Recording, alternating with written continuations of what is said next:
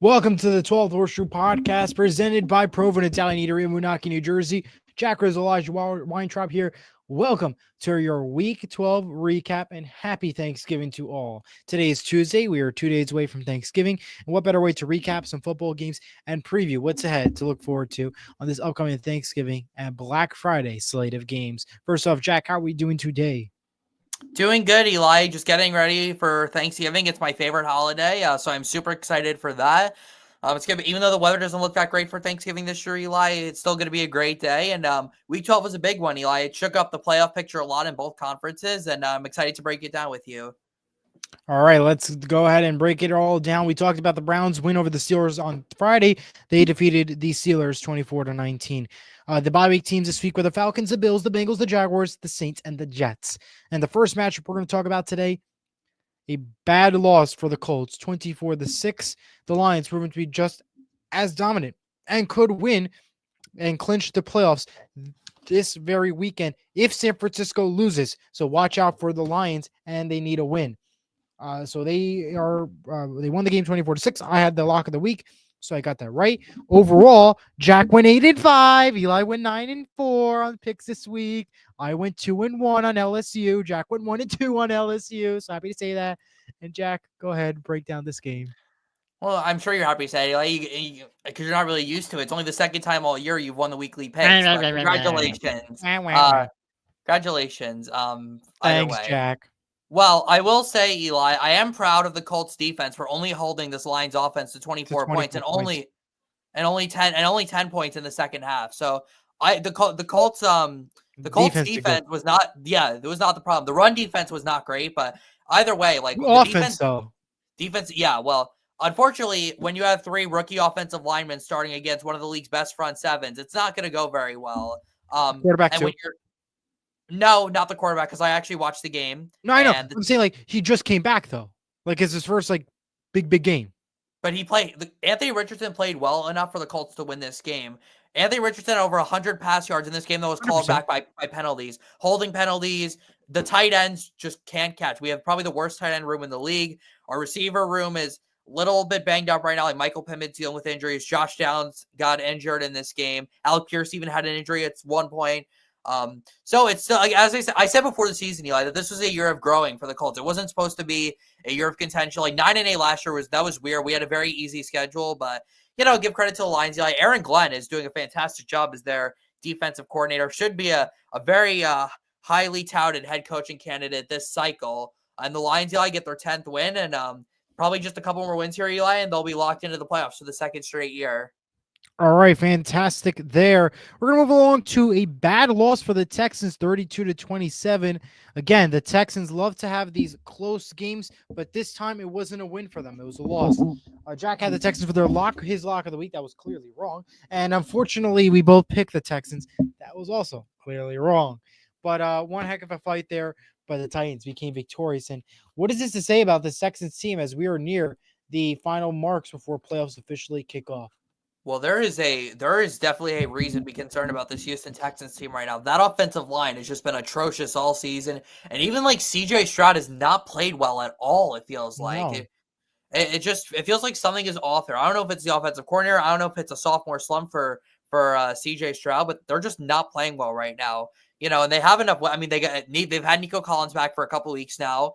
You have Joe Mixon, you have Tank Dell, and you have a great defense. There's no reason the Texans should be losing like this, but they just are.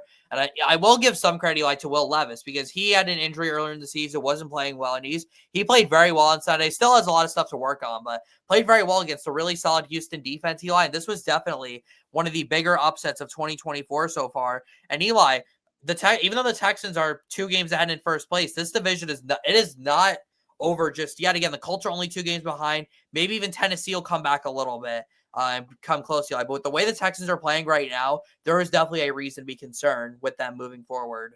All righty, next game to watch out for. Well, not watch out for what we picked. Dolphins over the Patriots, 34-15. Not much to say there. Dolphins had the survivor pick. Was Jack's survivor pick for the Dolphins was right, and not much more to say. But it was a good win for the Dolphins, and they play the Patriots. That's not much more I could add there. But go ahead, Jack. Yeah, we're starting to see the Dolphins team that we saw last year. Tua Tagovailoa looks like his old self again. He's getting the ball out to his weapons. Tyreek Hill, Jalen Wild, Devon Achane, Johnny Smith is having a career year for them, which is big for them. And I think the really impressive thing, though, about Miami has been their defense, which even when Tua was out, was playing very, very well. If Miami's going to get to the playoffs, Eli, in 2024, it's going to be on the backs of their defense. Specifically. And Miami has a pretty manageable schedule the rest of the way. They still play the Jets twice. They have some other winnable games in there as well. They have a tough one this coming Thursday, which we'll talk about in a second. But don't count out this Miami team, Eli. They are very much in this AFC playoff race as we come to December. All right, the next game is the Commanders lose to the Cowboys 34-26. The Commanders should have won that game. They tied it and missed the kick. They could have tied the game. They could have tied it, and they missed the kick. Out of all the things, the Commanders, I did not see this coming to lose like that. And I'm very impressed with the Cowboys, at least to put up that many points. I'm shocked to even see that happen. What's going to happen when they play the Giants, another divisional team this weekend?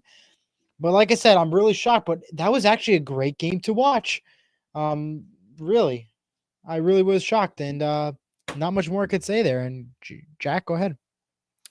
Well, Eli, it's quite shocking, isn't it? I mean, 3 weeks ago, the Commanders were sitting at 7-2. It looked like they had a chance to be the top seed, not only in the NFC East, but in the entire conference.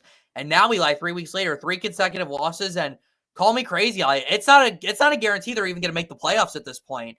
So that offense has really stalled out these last couple of weeks. And the defense, honestly, Eli, I think the defense has actually been pretty bad this year. I think Jay Daniels was just scoring so many points early in the year. It really didn't matter. But, man, Eli, this defense is not playing well right now. And there is definitely a cause for concern in Washington right now, Eli. They have got to get back on track, back to where they were the first half of the season. But this is the Cliff Kingsbury effect, Eli. Every single year, the Commanders, every single year where Cliff Kingsbury is, whether he's in Washington, in Arizona, at Texas Tech, they start the season off great, and then they lose their final 6 games or their final 7 games. So just the Cliff Kingsbury effect for some reason. And the Commanders have got to get back on track. They have a chance to do that next week, although I'm not even sure if that's going to happen. We'll talk about that on Friday. Maybe a little spoiler there for you. And as for the Cowboys, yeah, they won the game. I don't really know if they deserved to win. They made a lot of mistakes and nearly blew the game. But, hey, they won and keeps their playoff hopes alive for now. That's what I'll say. For now. Yeah, that's why I said for now. That's a key word there. But another game we'll talk about here. I'm going to skip the one on our sheet, Jock. We're going to go to the next one, then come back to that one. Since we're going to stick with the NFC East right now, we're going to go with the Buccaneers Giants game. The Giants lose 30-7, 7th final. We now learned today that Tommy DeVito Cutlets is dealing with an injury right now, forearm. He is not 100% and may not play versus Dallas. So we may see Drew Lock for the first time, and they have officially released Daniel Jones. So now we may be going back to Drew Lock first Thanksgiving versus the Dallas Cowboys. But this Giants team really disappointed the Buccaneers. They are lucky that they won that game big, and it was by 30. Now we'll see if they can continue to stay strong and win these games and win first place in their respective division.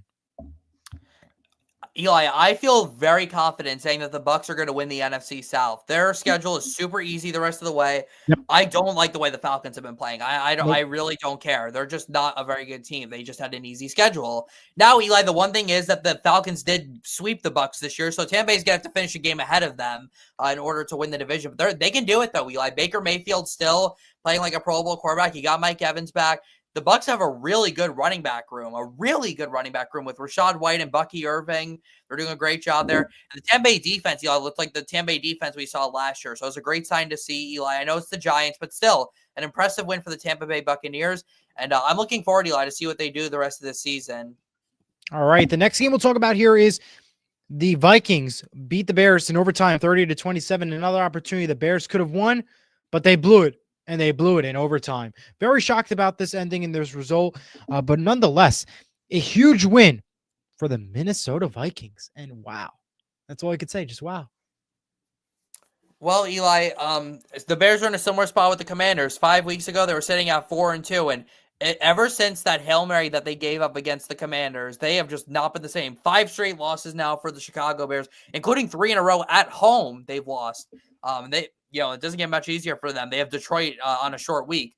But I will say, Eli, Caleb Williams has played very well, which I think is really all the Bears fans could ask for. They're going to have a new coaching staff next year. I can't see Matt Eberflus sticking around. He's just not a very good coach.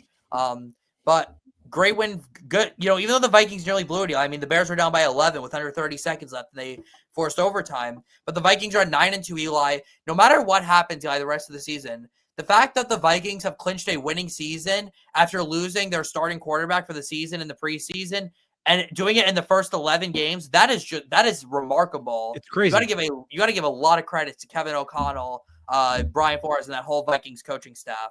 And I'm excited to see how the rest of the season plays out for them. We have a comment from John Randall. He says, don't be surprised if Jacksonville makes the playoffs. They still have a shot at making the playoffs. All of the teams we play, except for the Texans, have a losing record. John, I'm going to start off here first. I think if the Jaguars could have won games prior, I think they still have a shot. I don't think they do have a shot at making this playoffs. I think it's just too late in the game. I mean, I'm looking at the schedule now. The Jets seem to be this wishy-washy team. Who knows what they do before December 15th, and if they keep Aaron Rodgers at quarterback. That's the big question here. The Titans, they are coming off of a win to the Indianapolis Colts. So it depends on what they do next week. The Titans are going to be playing just trying to find the game. They take on the Commanders. So they could be at a winning game. The Texans, well, they're coming off a loss, but I think they're going to be strong. I don't know. I mean, it's tough to say, but I don't think that this is going to be a playoff team to me. And he had, before I get to Jack, he says that, and they hear Trevor Lawrence is going to be practice this week, so there's a possibility he might play. Jack? Well, John, the thing is, if the Jaguars are going to make the playoffs, they're going to have to win the AFC South. That's the only path I can see from making the playoffs. The AFC is just too strong this year. Right. The Jaguars are already sitting at 2-9, which is not great. Basically, here's the thing, Eli. If the Broncos and the Chargers win one more game and Jacksonville loses one more game, then Jacksonville is done with the wild card. Right. They're going to need a mirror. And, Jacksonville plays Houston this week, Eli. If Houston beats Jacksonville, then Jacksonville cannot win the division. They can't. There's no way for them. And it's impossible for wild card because they're going to, the teams are very powerful, as you mentioned. Yeah. And the thing is, Eli, is that I think Doug Peterson has just lost the locker room there. I just can't see any path for the Jacksonville Jaguars to be in the playoffs this year. It's just been too disappointing of the season. Like, I know Trevor Lawrence is coming back, John, but is he going to be 100%? Probably not. You just lost Gabe Davis for the season with an injury. There's a lot of injuries on that defense. It's going to be I would say a less than I would say like a 0.1% chance they have at this point of making the playoffs. It's not impossible, Eli, but I just cannot see the Jaguars making the playoffs this year. But appreciate the question though. Yes, for sure. Appreciate it. And everybody else, feel free to comment if you are watching. All right. Well, we talked about the Vikings Bears. Let's go to this one. The Panthers could have won a football game against one of the best teams in the National Football League. The Chiefs beat the Panthers, however, though 30-27. And what happens? Patrick Mahomes gets the ball back and with less than a minute to go, gets them close enough for field goal range, and they win the game. What a surprise there. Nobody should be really surprised there, but I'm actually shocked. I really am. I'm very impressed that they actually won this football game, the Chiefs, like that. I mean, if the Panthers would have won, like I said, I think they would have won and made a chance at making it for the playoffs because it was just that kind of a win if they would have gotten it. But it didn't happen. But they did play one heck of a game. So, Jack, I mean, go ahead. Give your thoughts on this one. Yeah, Eli, this was quite the game. I mean, Bryce Young looks like the Bryce Young that was drafted number 1 overall by the Carolina Panthers last year. He's getting the ball out to his weapons. He looks much more comfortable in the pocket. The Panthers' run game has gotten going. Chuba Hubbard had another good performance. And, it's just been great, Eli, to see the growth of this team. Ever since Bryce Young came back from being benched, they've just looked like a much better football team, Eli. And there's still plenty of time left in the season for him to grow, get better. And I think for sure, Eli, that Bryce is the Panthers' future quarterback. I think Dave Canales is going to be a great head coach. Just got to get through the rest of the season, but then you could start building the team, build around Bryce, lots of cap space they can use. So give credit to the Panthers. Yeah, they're playing well, and you got to be proud of them. But yeah, Eli, this is just a situation of giving Patrick Mahomes too much time with the football to go down and win the game, which he did. But nothing to be ashamed of here if you're Carolina. It was an incredible game. Great job by them. Absolutely. And the next game we'll talk about here is going to be the Broncos, who beat the Raiders 29-19. We expected this win to happen, but I think I was not expecting the Raiders to put up 19 points. I'll be quite honest with you. Well, that's all I can say. I did not expect it. A lot of those points the Raiders put up, to be fair, were garbage points at the end, so it kind of skewed it a little bit. I was so mad, Eli, because the Broncos were up 19-16. They scored a touchdown. It was 25-16, which I predicted the score would be. I was really hoping that he would miss the extra point, but unfortunately, he did not. Well, you had 25-15, so actually we had almost exactly the same score, which is pretty funny. Jeez. But one thing to note here, Eli, is that Gardner Minshew suffered a broken collarbone in this game, and he is out for the rest of the season. And the Raiders have an injury to Aiden O'Connell as well. Now, it looks like AOC might be back this week to play the Chiefs on Black Friday. We'll have to see. But it's going to be a rough rest of the season for the Raiders, Eli. There is definitely a good chance they can end up with the first overall pick in the draft. And as for the Broncos, Eli, another win for them. Bo Nix is probably the offensive rookie of the year right now. And Denver looks like they could be on their way to a playoff berth, but there's still lots of time though in the season. We'll have to see how it plays out. Unfortunately for this next game, injuries took the best of it for San Francisco. And what should have been a good game was not. 38-10 was the final. Green Bay with the victory here. And Green Bay got lucky that San Francisco had a lot of injuries, because if not, would have been a great game and would have been a test for Green Bay nonetheless. But instead, a blowout win for them. Jack. Wow, what a game, yeah. This is a get-right. This is what you call a get-right game for the Green Bay Packers, and they definitely took advantage. 3 touchdowns for Josh Jacobs. Jordan Love looked much better throwing the football, and the Packers' defense has just done an unbelievable job this season. I mean, Xavier McKinney himself has 7 interceptions. What a signing he was. Man, the Giants lost their best player on offense and their best player on defense, and look at what they're doing now with their respective teams. We'll get to the offensive player in a little bit, but the Packers look really good, Eli, and the 49ers, Eli, I think they're done. I just don't think there's enough time for them. They have a lot of injuries. Brock Purdy's coming back this week, but he's probably still not going to be 100%, and they have a very, very difficult challenge in front of them going to Buffalo in December. That is not easy. And there's a winter weather advisory in effect for the game. It's going to be very bad with the snow, and it's already covered the stadium. Wow. Okay, so, yeah, it certainly is going to be rough there, Eli, and yeah, I just don't think the 49ers or the Bills are going to have enough time, the 49ers are going to have enough time to get back in the playoff race. That's what I've got there for you. Yeah. Well, I don't blame you, but this is a disappointment. And I think for the Packers, I wouldn't say that they are the best, because you know why?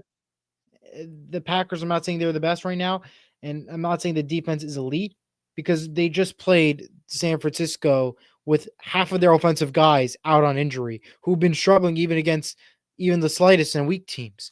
That's so I wouldn't true, say that I can give my full praise to the Packers yet, because I've not seen it yet. Well, you have to realize, though, Eli, real big team and go crazy and win a game like that, then I'll give it. Well, you have to realize that the Packers defense was elite before this game. They just had another great performance, but you have to. They had another great performance because it was again a weak team. That's again. But their defense has had good performance against good teams. Like the Texans, they dominated against the Bears. The Bears have a lot of good receivers. They played well. The Bears was a 50-50 situation, but yeah. The Packers have had. I think the Packers defense is elite. Their offense needs work, but their defense, I think, is elite. So we'll see what happens. They have a big test. Thanksgiving versus Dolphins. We'll get to those games in just a bit. But a game that meant so much to Seattle was a victorious victory, and I got my upset right, because the Seattle Seahawks defeated Arizona 16-6. I'm so happy, because you know what that proves right now, Jack? That we are the front runners to win the division. The Seahawks will win the division. Now thinking about it, I know I did not have it right, but I know I will, because if you think about it, San Francisco's out sooner or later. LA's and Arizona's and the Seahawks keep on winning. That's a We're gonna be making that playoffs, baby. That's what I'm loving. I love it. I really do, and I'm happy. And like I said, I think the Seahawks have a shot if we can continue to keep winning. We have the Jets next weekend. We have a couple of other teams. I think we have to play Arizona again, if I'm not mistaken. So towards the end of the season, we do have, I believe, we don't have Arizona at the end of the season. We have them right after the Jets the following week. The Packers, which is going to be a great Sunday night game and tough to play. Vikings, which is going to be tough, and then you have the Bears and the Rams. So I think we have a front run shot at winning this whole thing, the division at least. But Jack, I'll say this, Eli. Are the Seahawks the front runners in the division right now? Yes, they absolutely are. But here's the thing, though. I am very concerned. The playoffs? No. What I will say, though, Eli, I am concerned about Geno Smith. Geno Smith out there, yes. I mean, he had a really bad turnover late in the game. Like, the Seattle defense came to save them. The defense played incredible, Eli, but the Seattle defense is so, like, wishy-washy. They'll play great one week, and then they'll play horrible the next week. They're horrible. Now, what I will say, Eli, that game against the Arizona Cardinals on December 8th, I think that will decide who ends up winning this division. No matter what happens this week, Eli, this upcoming week, that game with Seattle and Arizona will be for first place in the division again. Yep. So that will decide it, Eli. And then, so obviously, if Seattle wins against Arizona, Eli, then they'd have to have a pretty bad collapse the final 4 weeks to lose out in the division. I don't think the Rams are going to come back. I don't think the Niners are coming back either. I think it comes down to Seattle and Arizona. I can't predict who's going to win, Eli, because it's just too close right now, but we'll see what happens. It really depends on what happens this week. Seattle, again, has the New York Jets this weekend. Meanwhile, the Cardinals, they're going to be playing at Minnesota versus the Vikings, which is going to be a good game to watch. I mean, it comes down to what these two teams do this weekend and what they possess entering that game on December 8th. Eagles, Rams, Saquon Barkley, 46 fantasy points he earned. That man is crazy, and he deserves to win MVP. I don't want to say no. Absolutely. I think I cannot name one better player this year except Saquon Barkley. As long as if he can continue to stay like this and stays healthy, he's your MVP, I think. Chris Boswell. 37-20 the final. They defeated the Rams. Jack got that pick. Absolutely wrong with the upset. And yeah, Jack, tell us why Saquon Barkley is good, and tell us why you didn't decide to pick him. Well, to be fair, Eli, I just had too much faith in the Rams. I'll be straight honest here. Like, listen, Matthew Stafford is a Super Bowl champion quarterback. Sean McVay is a Super Bowl champion head coach. The Rams have two of the best receivers in the league on offense with Cooper Kupp and Puka Nacua. And that defense, that front seven is very good. The secondary is much improved. And, you know, Eli, the Rams are starting to get healthy, and I thought the Eagles were due for us. They have won 6 in a row, but the Eagles really proved why they are the best team in the NFC East this year.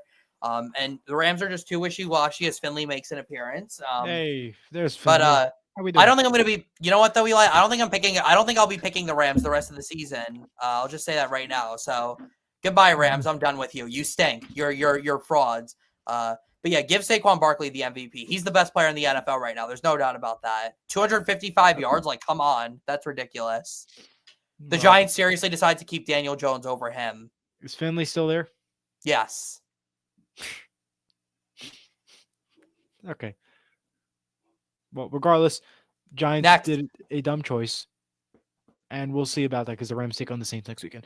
Next game, the Ravens beat the Chargers in the Harbaugh battle, 30-23. Big win for the Ravens, and it was battle of the Harbaughs. It was actually a decent game, but Chargers could have done a lot better though. And yeah. Well, Eli, the Ravens, Derrick Henry was just too much for this Chargers defense to overcome. The Chargers had won 4 in a row, but even then they were kind of barely winning these games. So I think it was a bit of a humbling for them this week. The Chargers are still a good team. They still have a great chance to make the playoffs, but the Ravens, they needed this win, Eli. The Ravens had lost. They lost to Pittsburgh last week. They had a couple other losses in their schedule. So certainly a big bounce back for Baltimore, Eli. And I'm excited to see how this goes the rest of the season. The two Harbaugh brothers, we'll see if they meet again in the postseason. And yeah, good win for the Ravens. And that's it for week 12.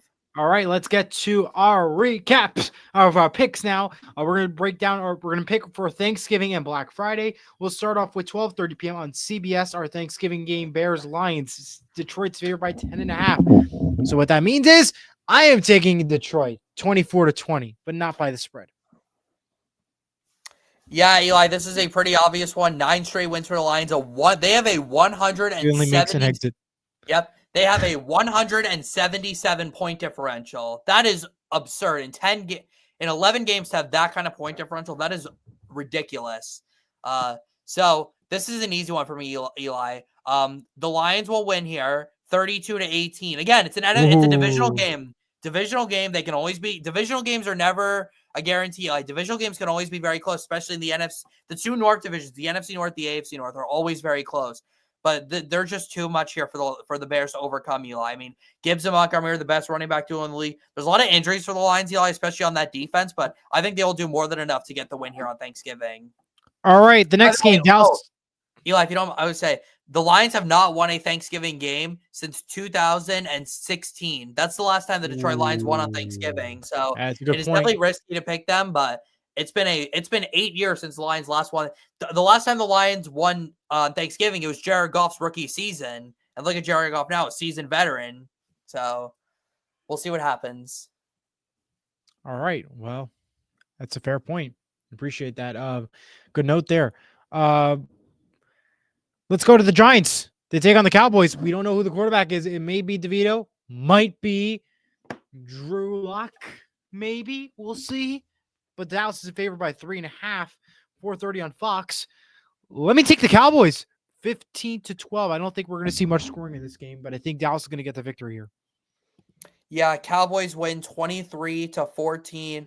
I liked what I saw from them last week. I like what I saw from Cooper Rush and from the Cowboys defense. And against Tommy DeVito, the Giants, I think, stand pretty much, or it might not even be Tommy DeVito. It might be Drew Lock. Either way, I don't really think the Giants stand much of a chance, Eli. And by the way, we just got a text from Josh, yep. The Bears fan. Watch out, boys. Bears are going to win on Thanksgiving. It's not impossible, but not impossible. I just can't see it, though, unfortunately. But yeah, give me the Cowboys, though, over the Giants. All right, the Dolphins take on the Packers for Thanksgiving night football, 8:20 p.m. on NBC. Give me the Packers 28-21 into victory here. I think the Packers are going to do good in this game. They're going to get a victory here. I just don't think the Dolphins have a chance, but they are going to give them a fight. Give me the Green Bay. Let's make it a sweep for the home teams. Give me the Packers to win at home. It's going to be a good game, Eli. I think 30-23 is the final. Now, Eli, before we go to our next game, let me just point out real quick that it's only week 13. We're not even in December yet, and there are already a couple of playoff clinching scenarios that can happen this weekend. So I'll mention them real quickly. Yep. The Kansas City Chiefs can clinch a playoff berth with a win against the Raiders on Black Friday, which we're about to talk about in a second, and a Miami loss on Thanksgiving. So Eli, it's possible that in 3 days we can have a team locked in the playoffs already. And who else but Andy Reid and the back-to-back Super Bowl champion Kansas City Chiefs. And the Buffalo Bills can clinch not only the playoffs, they can clinch the AFC East with a win over San Francisco on Sunday night and a Miami loss to Green Bay. So Buffalo could clinch the division already on only the first day of December. It's crazy, Eli, how the Bills have just dominated all season. But would that eliminate the Jets automatically then? If they lose? No, because the wild card, they could still be in the wild card, technically. Great. Yeah, technically. Right. So even though they're okay, wow, that's crazy. All right, finally. Thank you, Jack, for the updates. Kansas City's here's by 13.5 as they take on the Raiders at home for the Black Friday special. 3:00 on ABC. The Raiders. ABC, Prime Video. And Prime Video. 3 p.m. Black Friday, Prime Video. Give me the Kansas City Chiefs because they ain't losing. 24-18. 24-18 is my pick. Kansas City, 24-18. I'm going to call that now the second Eli score. 26-23 is the first one. I think 24-18 is his second favorite score. It's not 26-23, Jack. Yeah, but it's still 24-18 though. It's your second but it's favorite. Not the official Eli score, okay? I know. That's why I said it's your second. Who do you think's my pick, Eli? I don't know. Maybe the Raiders? Yes, give me the no. I'm joking. Don't listen to him. He's a troll. Give me the Kansas City Chiefs at home, 24-10. That defense is going to have a bounce back performance, And yeah, there's no way that the Raiders' third string quarterback possibly is going to take down the Kansas City Chiefs at Arrowhead. This should not be the Prime Video game, Eli. It's a ridiculous game to have on Prime Video. I'm ashamed that this is the game that we have to sit through, but give me the Chiefs, though. Well, the good news easily. is I don't have Prime Video, so I will not be watching that game. All right, that's my lock of the week, by the way. Lock of the week is the Chiefs over the Raiders. Lock of the week. We'll be live this on Friday at 4:30 p.m. during the game. I know it's sad. We're in during the game. We are doing it during the game, which is different for us, but we're going to do it anyways. 4:30 p.m. we'll be live right here on Surge Sports. We hope you join us then. Happy Thanksgiving to everybody. Go Seahawks. Go Devils. Have a great Thanksgiving, everyone, and we will see you at Friday at 4:30. Good night, Happy Thanksgiving, everyone.